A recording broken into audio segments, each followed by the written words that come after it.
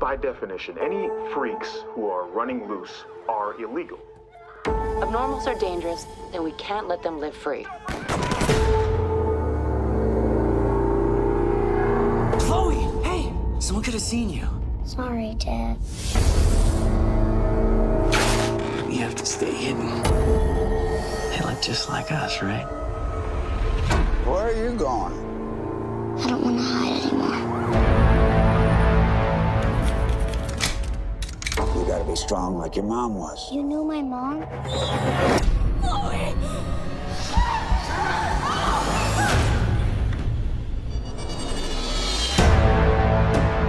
I saw Mom. What are you talking about? What did you see, dear?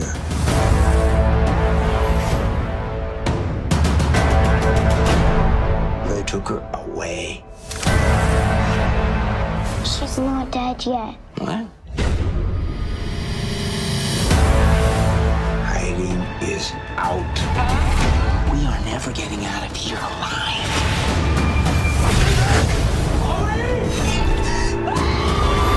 We're coming out with a girl. Look what you've done. I saved us!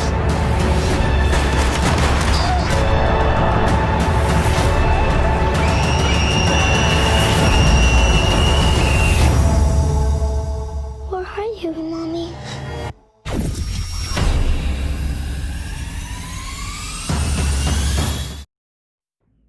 Freaks, 2019. Easily but not to be confused with the 1932 film with the same name, was directed and produced by Zach Lepowski and Adam B. Stein. It stars Lexi Coker as Chloe, Emil Hirsch as Henry Lewis, Chloe's dad, and Bruce Dern as Alan, also Mr. Snowcone. Now as I go through the review, I'll list the other folks who are also in the movie, and plus I usually spoil the hell out of a movie that I'm reviewing, but this is best viewed without knowing a lot about it. Now after a certain point you will be super warned, because I definitely do want to spoil this movie, but I want you all to definitely go watch it. Now the trailer does a great job of getting you hooked in without telling you a lot. They give you bits and pieces, enough to get you interested in watching this movie. Now for the basis of the movie, I'll just say you got Chloe and her dad who live in a seemingly abandoned house, and they also seemingly hiding out. You don't know why at this point in the movie, but most questions get answered throughout the movie. And also in the background of the movie there are bits and pieces that you could see, and they give you clues or outright tell you what's happening. Now to me the movie it takes you on a real ride, like it's like playing pin the tail on a donkey, you know. It takes you and it spins you around and you get dizzy, and then it tells you go find my angle. First I was like, it's some ghost shit happening, and then I was like, no, it must be some kind of disease, and then I was like, no, it's superpowers or mutants or something like that. But that's only because I like figuring stuff out. But all will be cleared up by the end of this movie that I highly recommend you go watch. Warning, this content contains extreme spoilers and beyond.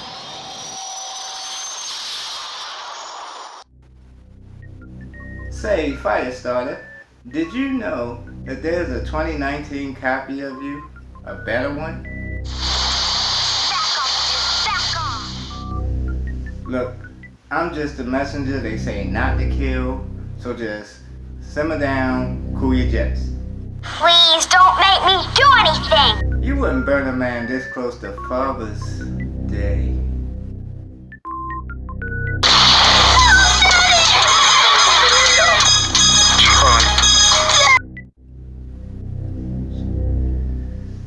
Well, I'm just gonna head on now.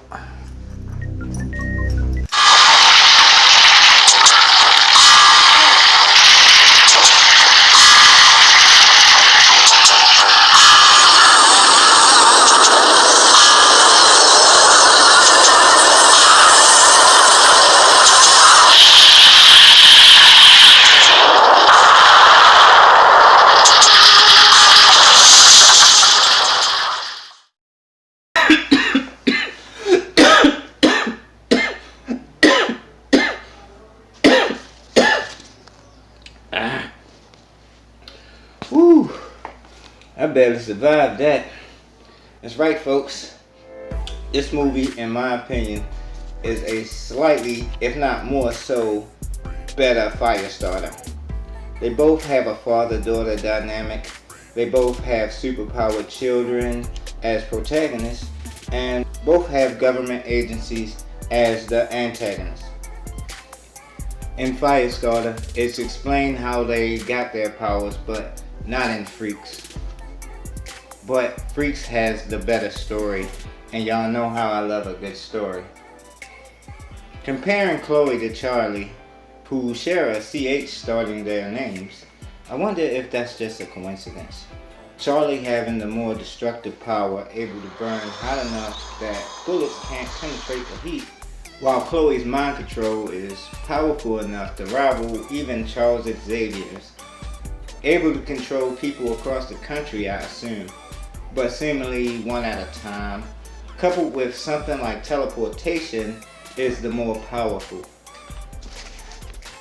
The parallels don't end there. Charlie and Chloe's dad also have powers.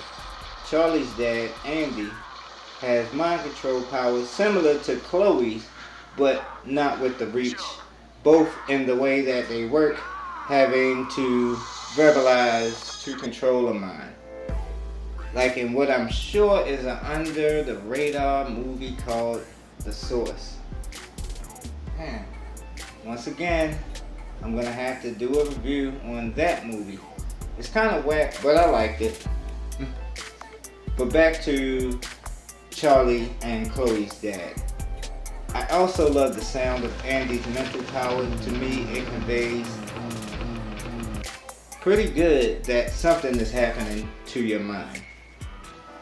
Now, Chloe's dad, Henry, has time powers. Great enough that he can create a bubble that exists outside of time. In the movie, he and Chloe hid in that house for years, while outside the bubble, it's only been some months. And at times, it seems that he can speed through time when he takes Chloe's grandfather away with a flash, and then they're gone. Both fathers just want to keep their daughters safe by keeping the lowest of profiles and try to survive, but are constantly hounded by government agencies. Freaks offers much more in terms of story compared to Firestarter. Freaks starts in close, causing us as viewers to have a tiny perspective, then slowly, but not too slow, broadens it till we get the big picture. Firestarter is pretty straightforward, and I'm gonna go out on a limb and say without that, we wouldn't have this. Now, continuing with Freaks, Chloe has a grandfather who has been tracking her, disguised as the ice cream man, Mr. Snowcone. He wants to see what she can do.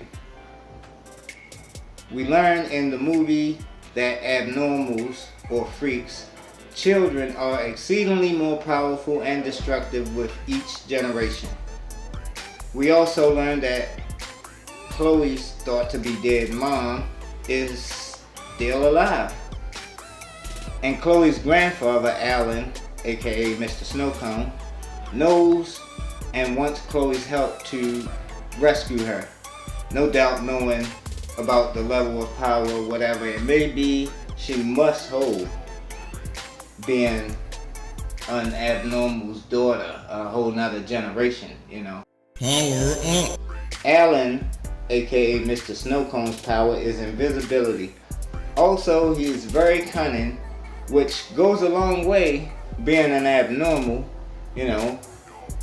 Every day is a struggle. If you get found out, it's certain death by the hands of the ADF, the Abnormal Defense Force, or something like that, that were most likely formed 10 years ago after some catastrophic event that killed Dallas. Not that Dallas.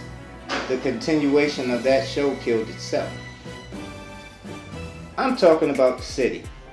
Due to an abnormal, possibly Chloe's mom and Alan's aka Mr. Snowcomb's daughter, Mary Lewis, played by Amanda Crew, who is being held in this place called the Mountain, being tortured day in and out, until the day that the ADF have scheduled for her execution, which is sometime soon, I imagine, in the movie. I had to try not to think too hard about how the ADF managed to capture Murray, because her powers appear to me as being a human rocket or missile. She flies at what must be hypersonic speeds, causing anyone she passes to explode, disintegrate, or something a few steps before atomized. How they caught her is beyond me, but I digress. Now that all that's established, Alan finds out Chloe's power by throwing her into the deep end. It's sink or swim. And swim she does by making an officer who would have probably killed them holster his gun and walk away. Now, what we have here is what I like to call the gingerbread man. Henry, her dad, wants to hide and shield Chloe from the harsher than normal outside world and just survive. And on the other half of the gingerbread man pulling the arm, which is why I call it the gingerbread man. The two people want one gingerbread man and one pull this way, one pull that way. You split it. Alan, Chloe's grandfather, wants to fight for what is his, the life of his daughter and of his time.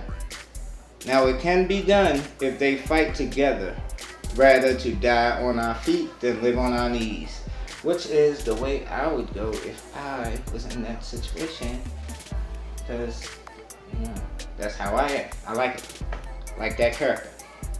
Chloe, caught in the middle, adopts her grandfather's path and sort of comes to basically run the plan with Dad and Grandpa giving support.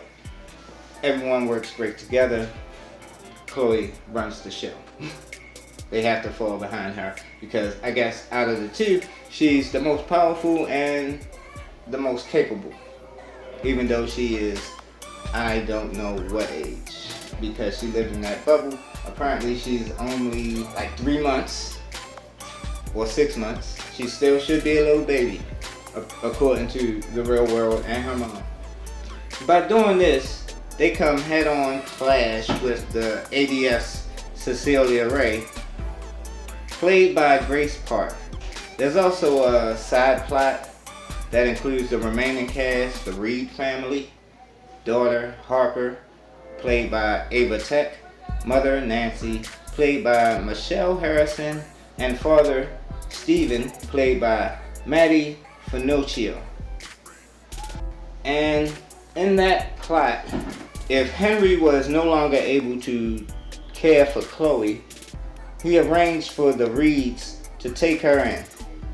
I assume that Henry froze time, relieved the bank of a shitload of money he was going to use, that made the Reeds agree to this plan.